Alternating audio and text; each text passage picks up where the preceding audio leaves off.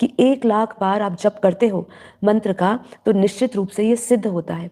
देखिए इसके पीछे भी विज्ञान है, उसके ऊपर हम आएंगे। फिर हमारा एक और तंत्र विद्या है, उसकी पुस्तक में लिखा गया है कि 10 लाख बार जप करने से मंत्र पूर्ण रूप से सिद्ध हो जाता है। मतलब एक होता है निश्चित रूप से सिद्ध हो जाता है, लाख बार बोलो 10 लाख बोलो तो पूर्ण रूप से सिद्ध हो जाता है। ये दोनों तंत्र ग्रंथ बताते हैं कि मंत्र को बार बार जपने से चैतन्य आती है, इसलिए मंत्र को चैतन्य कहा गया है।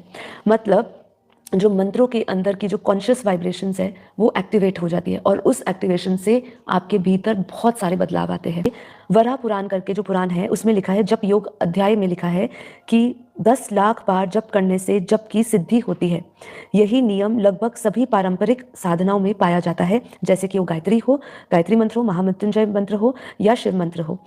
आगे क्या बता रहे हैं, संख्या का कारण क्या है। देखिए मैंने जैसे आपको कहा कि 1 लाख बार बोला जाता है तो उसको उस मंत्र को सिद्ध किया जाता है, 10 लाख बार बोला जाता है तो पूर्ण रूप से उसको सिद्ध किया जाता है। उसका एक सूक्ष्म विज्ञान है कि ये संख्या कोई अंधविश्वास नहीं है, यह कंपन और अनुनाद के सिद्धांत पर आधारित है। अनुनाद मतलब रेजोनेंस, मतलब जब हम एक मंत्र को पर्टिकुलर टाइम पे एक पर्टिकुलर काउंट के साथ बोलते रहते हैं तो यह कंपन और रेजोनेंस के सिद्धांत पर आधारित होता है।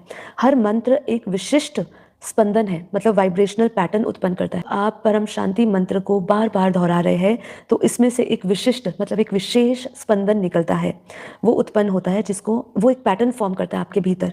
लाखों बार जप करने से ये कंपन चित्त और नाड़ियों में गहराई से अंकित करता है। इसीलिए ये बहुत ज़रूरी है जब आप उस सुप्रीम अथॉरिटी से, सुप्रीम दुनिया है, सबसे उच्च से उच्च परम धाम है, उससे आप जुड़ना चाहते हो तो जब आप उसको परम शांति बोलते हैं तो इसमें से जो स्पंदन निकलते हैं, इसमें से जो विशेष ऊर्जा निकलती है, 1 बार 2 बार 3 बार 4 बार 10 बार लाख बार जितनी गिनती आप करते रहते हो, हर बार करते रहते हो, तो हर एक जप से, हर एक मंत्र के हर एक शब्द से जितनी बार बोला हुआ उससे एक कॉन्शियस, उसके अंदर से जो वाइब्रेशंस निकलते हैं वो आपके कॉन्शियस माइंड को, आपके कंपन चित्त और नाड़ियाँ जो हमारी एनर्जी सेंटर्स है, जो हमारे एनर्जी चैनल्स है, उसमें गहराई से वो ऊर्जा उतरती है।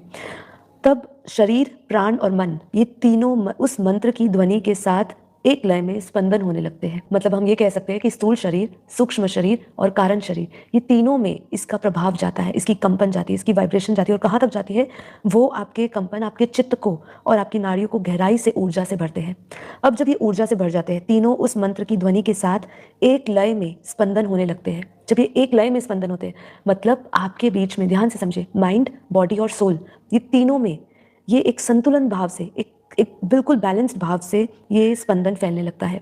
एक लय में जब इसका स्पंदन होने लगता है तब मंत्र सिद्ध होता है।